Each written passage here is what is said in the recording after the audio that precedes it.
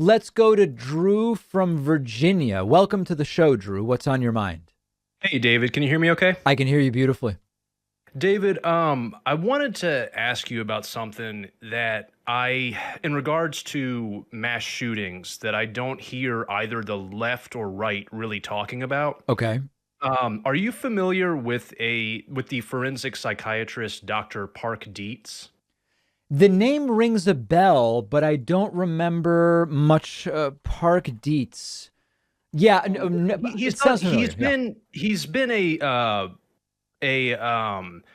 witness for a lot of he's a forensic psychiatrist who's been in a lot of high profile court cases. Okay. And one of the things he's talked about is that he believes that the primary reason why we have so many mass shootings is because national media always gives mass shooters such major attention anytime someone commits a mass shooting. They will always lead the story with sirens blaring, a photograph of the killer. Mm. They will lead with the kill total, how many were injured. They'll make it round the clock coverage.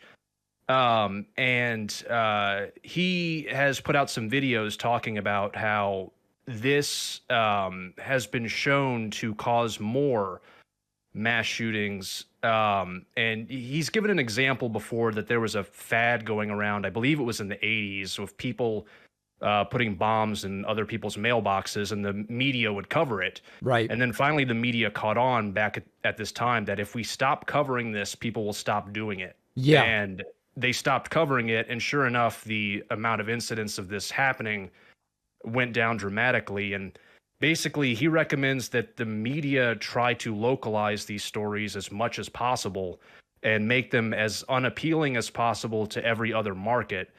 And I even wonder sometimes one step further if websites like Reddit, Twitter, whatever should view this as snuff material, in the sense that I feel like these are tragedies for the local communities and not necessarily something that needs to be on CNN or Fox News.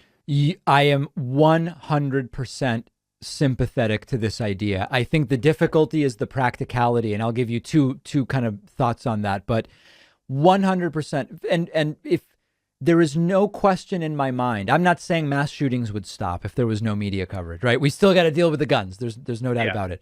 But if the shooters, even if they themselves are dead or are in jail and unable to see the coverage, they know from experience that when you kill 20 people, it's national news for days, if not weeks. And to some degree, particularly for individuals who, as we've seen, they often have no romantic relationships. Sometimes we've talked about this incel thing that often it goes on with the mass shooters. They want attention from someone, and that is a way to get attention, even if you don't name them, right? Not naming them, okay, fine, you don't name them, but eventually the picture is shown. Eventually people figure out who it is. I think the difficulty is twofold. Number one, the ratings that these things generate for national media are explosive.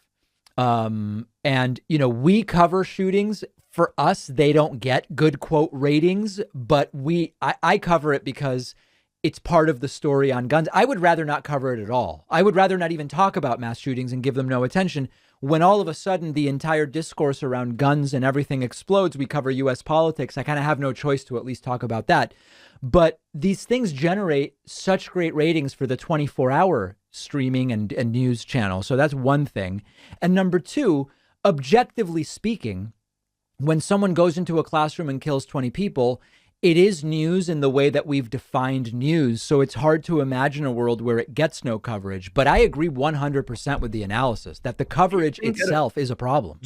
Do you think at a bare minimum, there could be any type of realistic solution where the mainstream media networks could ever have some type of, this may be naive, but some type of agreement where they at least agree not to show photographs of the killer? Because it's not, that part's really not extremely relevant to the tragedy. in a sense. And it's not at all relevant to the tragedy, but it's relevant to corporate media weaving a story that generates interest. And I don't know how you get corporate media to agree to anything that makes ratings lower, because that's at the end of the day what it's about. Yeah. But I completely agree with the assessment of Parker Dietz, as I understand you telling us what it is. Yeah, Park Dietz. I feel like sometimes when I bring this up, friends of mine or people who I know on the left, I had even posted this on your Discord, and I was getting downvoted, and I felt like it was because I wasn't saying, even though I agree with sensible, like common sense, we need gun control, gun reform. Yep, of course.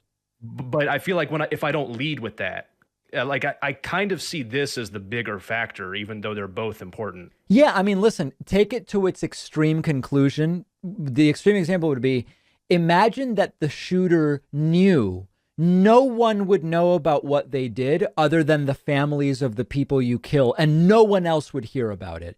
If you look at the manifestos that some of them leave and whatever else, some of them would not do this if they had a certainty that no one would ever find out other than the families of the people they killed, and no one would even ever find out the shooter's name. Some of them would choose something different. Now, maybe they would choose something worse. I don't know. But I think there is something to that. But of course, we need to deal with the guns either way. Yeah. Agreed. Agreed. All right. Thank you for the David, call. I for taking appreciate it. call. Yeah, my pleasure. I appreciate it. Thank you. Important and interesting. Let's take a quick break. If you're holding on to talk to me, just hang on a couple more minutes. We're going right back to the phones in a moment.